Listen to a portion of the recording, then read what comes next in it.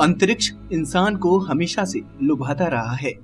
पहले इंसान उसके बारे में सिर्फ कल्पनाएं कर सकता था, फिर उसने अंतरिक्ष में पहुंचने की तैयारी शुरू कर दी। रूस ने सबसे पहले सैटेलाइट को अंतरिक्ष में भेजने में कामयाबी हासिल की। तब से लेकर अब तक कई सैटेलाइट और अंतरिक्ष यान सफलतापूर्वक छोड़े गए हैं, लेकिन फिर भी हम ब्रह्मांड के बारे में ज्यादा जानकारी नहीं जुटा सके हैं। लेकिन हो सकता है कि आने वाले समय में ब्रह्मांड के कई रहस्यों से पर्दा उठ सके। हाय दोस्तों, मैं शिवराम सिंह और आप देख रहे हैं रिसर्च टीवी इंडिया। ब्रह्मांड के रहस्यों को जानने के लिए 1957 से अब तक सैकड़ों अंतरिक्ष मिशन चांद, प्लूटो, सूर्य और तकरीबन सभी ग्रहों पर भेजे जा चुके हैं। फिर भी हम अभी तक खाली हाथ हैं। लेकिन आने वाले समय में ऐसे कई अंतरिक्ष मिशन हैं जिन्हें वहां भेजा जाना है। ऐसे में हो सकता है कि हम अपने सोलर सिस्टम और ब्रह्मांड के बारे में ऐसी कई बातें जान सकें जिनसे हम अभी तक अनजान हैं। तो आइए जानते हैं 2030 तक भेजे जाने वाले कुछ ऐसे ही अंतरिक्ष मिशन के बारे में। चांद पर भेजे जाने वाले मिशन। चंद्रयान 2 चांद पर 2018 के शुरुआती चक्र में जाएगा, जिसे पूरे तरीके से भारतीय अंतरिक्ष अनुसंधान संगठन यानी इसरो ने विकसित किया है। इस अभियान में एक लूनर ऑर्बिटर, एक रोवर और एक लैंडर भेजा जाएगा। इसके साथ जाने वाला रोवर सौर ऊर्जा से चलेगा, जो चंद्रमा की सतह से मिट्टी और चट्टानों के नमूने को इकट्ठा करेगा और उनका रासायनिक विश्लेषण कर डेटा को लूनर ऑर्बिटर के पास भेजेगा, जो इसे पृथ्वी तक पहुंचाएगा। इसका हाई रेजोल्यूशन कैमरा लैंडर के ऑर्बिटर से अलग होने से पहले लैंडिंग साइट की तस्वीर भी भेजेगा। Luna 25 mission. रूस की अंतरिक्ष एजेंसी रोसकॉस्मोस चांद पर अंतरिक्ष यान उतारने लायक बेस बनाने की संभावनाओं की तलाश कर रही है। 2024 में रोबोटिक यान लूना 25 चांद पर भेजा जाएगा। रूस की योजना हाईटेक लूनर बेस बनाने के साथ वहां इंसानों की कॉलोनी बनाने और साइंस लैब बनाने की है। इसके लिए रूस 2030 तक चांद पर 6 अंतरिक्ष यान भेजेगा। Change 5 mission. 2018 में चीन अपने चेंज 5 मिशन के तहत चंद्रमा के अंदरूनी हिस्सों पर पहली बार अंतरिक्ष यान भेजेगा। इस अभियान के 3 चरण होंगे। इसमें ऑर्बिट में घूमना, जमीन पर उतरना और वापस आना शामिल है। चंद्रमा से मिले नमूनों का प्रयोगशाला में परीक्षण होगा और चांद का टोपोग्राफिक और भौगोलिक सर्वेक्षण किया जाएगा। चीन अगले 5 वर्षों तक लगातार चंद्रमा पर मिशन भेजने की तैयारी में है। सूरज पर जाने वाले मिशन। आदित्य L1। भारतीय अंतरिक्ष एजेंसी इसरो 2017 से 2018 के बीच आदित्य L1 सैटेलाइट को लॉन्च करेगा, जो सूर्य के सबसे बाहरी भाग की स्टडी करेगा, जिसमें कॉस्मिक किरणों, सौर हवाओं और विकिरण के अध्ययन में मदद मिलेगी। अभी तक वैज्ञानिक सूर्य के कोरोना का अध्ययन केवल सूर्य ग्रहण के समय ही कर पाते हैं, लेकिन आदित्य L1 की मदद से ये पता लगाया जा सकेगा कि सौर लपटें धरती पर इलेक्ट्रिक और कम्युनिकेशन नेटवर्क पर किस तरह से असर डालती हैं। आदित्य L1 के द्वारा भेजे गए आंकड़ों से मानव निर्मित सैटेलाइट्स और अंतरिक्ष यानों को बचाने में मदद मिलेगी। ये सैटेलाइट 10 साल तक सूर्य के कोरोना का अध्ययन करेगा।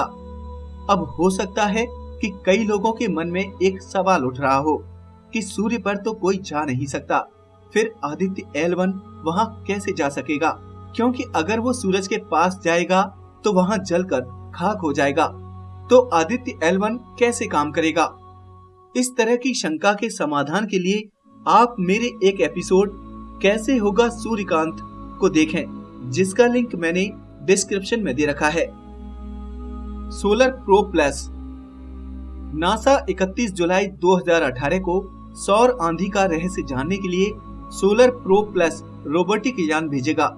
ये यान सूर्य के काफी निकट पहुंचकर सौर हवाओं के चुंबकीय क्षेत्रों, कोरोना के अत्यधिक गर्म होने, सौर आंधी की तीव्रता का कारण और सूर्य के नजदीक मौजूद धूल भरे प्लाज्मा का अध्ययन करेगा।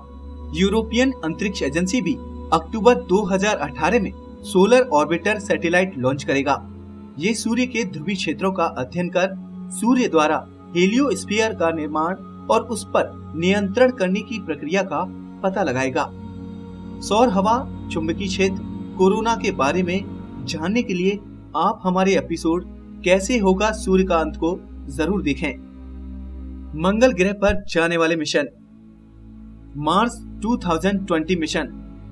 नासा मार्च 2020 रोवर को 2020 के जुलाई या अगस्त में मंगल ग्रह पर लैंड कराएगा, क्योंकि उस समय पृथ्वी और मंगल दोनों एक दूसरे के काफी नजदीक होंगे। ये रोवर मंगल ग्रह की सतह पर चट्टानों को खोदकर वहां जीवाणुओं के बारे में पता लगाएगा। उसके बाद रोवर के द्वारा इकट्ठे किए गए नमूनों को वापस पृथ्वी पर लाया जाएगा, जिसके अध्ययन से ये पता चल सकेगा कि वहां कभी जीवन मौजूद था या नहीं। फिलहाल अमेरिका के 2 रोवर अपॉर्चुनिटी और क्यूरोसिटी मंगल पर एक्टिव हैं। चीन भी जुलाई 2020 में अपना चाइनीज मार्स मिशन भेजने की तैयारी में है। एक्सोमार्स। रूसी और यूरोपियन अंतरिक्ष एजेंसी मंगल ग्रह पर जीवन को खोजने और वहां गैसों की मौजूदगी का पता लगाने के लिए 2 चरणों में एक्सोमार्स मिशन को पूरा करेगी। पहले चरण में एक्सोमार्स यान 19 अक्टूबर 2016 को मंगल पर पहुंच गया, जिसका काम मंगल की सतह का फोटो लेना और उसकी हवा का विश्लेषण करना है।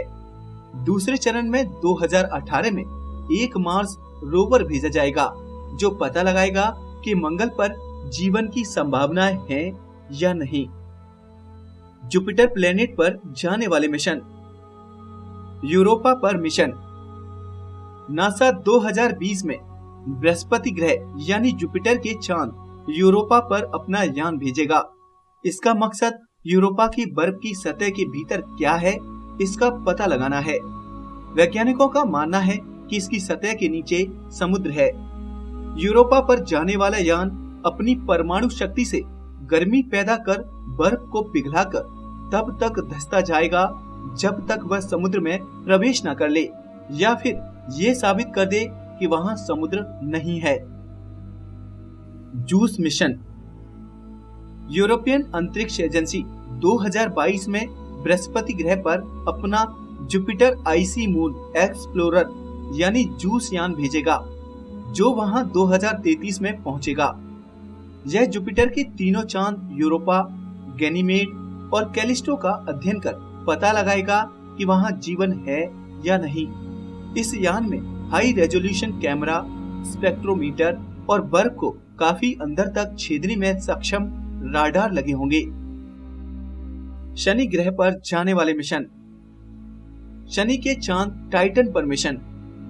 नासा और यूरोपीय अंतरिक्ष एजेंसी मिलकर 2020 में शनि ग्रह और उसके चांद टाइटन और इनकेलाड्स का अध्ययन करने के लिए Titan and Saturn system mission के तहत एक अंतरिक्ष यान भेजेंगे।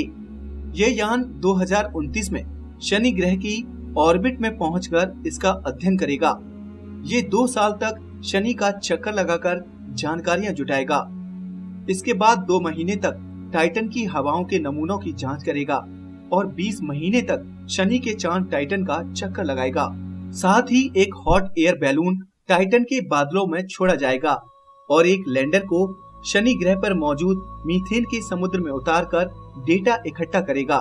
टाइटन ऑर्बिटर इन आंकड़ों को पृथ्वी पर भेजेगा। बुध ग्रह पर जाने वाले मिशन। जापानी अंतरिक्ष एजेंसी और यूरोपीय अंतरिक्ष एजेंसी मिलकर अक्टूबर 2018 में बुध ग्रह यानी मरकुरी के लिए बीपी कोलंबो मिशन की शुरुआत करेंगे। इसमें 2 सैटेलाइट मर्क्यूरी प्लेनेटरी ऑर्बिटर और मर्क्यूरी मैग्नेटोस्फेरिक ऑर्बिटर एक साथ लॉन्च किए जाएंगे। इस मिशन में बुध ग्रह की उत्पत्ति, चुंबकीय क्षेत्र, इसकी आंतरिक संरचना और सतह का अध्ययन किया जाएगा। दोनों सैटेलाइट 2025 में मर्क्यूरी प्लेनेट की ऑर्बिट में प्रवेश करेंगे। शुक्र ग्रह पर जाने वाले मिशन। रूस की अंतरिक्ष एजेंसी और अमेरिकी अंतरिक्ष एजेंसी एक साथ मिलकर वेनेरा डी नामक एक नई परियोजना पर बात कर रहे हैं। इस परियोजना में डी का मतलब है दीर्घकालीन। इस परियोजना के अनुसार एक ऐसा अंतरिक्ष यान बनाया जाएगा जो शुक्र ग्रह पर उतरने के बाद उसकी सतह पर कुछ दिनों तक काम कर सकेगा। इस मिशन के लिए 2026 की योजना बनाई गई है। साथ ही भारत भी वीनस प्लेनेट पर अंतरिक्ष यान भेजने की प्लानिंग कर रहा है। दोस्तों, ये वो मिशन है जिन पर अभी काम चल रहा है और बहुत जल्दी इन्हें अंतरिक्ष में लॉन्च किया जाएगा। अगर आपको ये वीडियो अच्छा लगा हो तो इसे लाइक करें और इसे शेयर करें। साथ ही अगर आप नए यूजर हैं तो इस चैनल को सब्सक्राइब करना ना भूलें और साथ में बनी घंटी को दबाना ना भूलें। नमस्कार दोस्तों।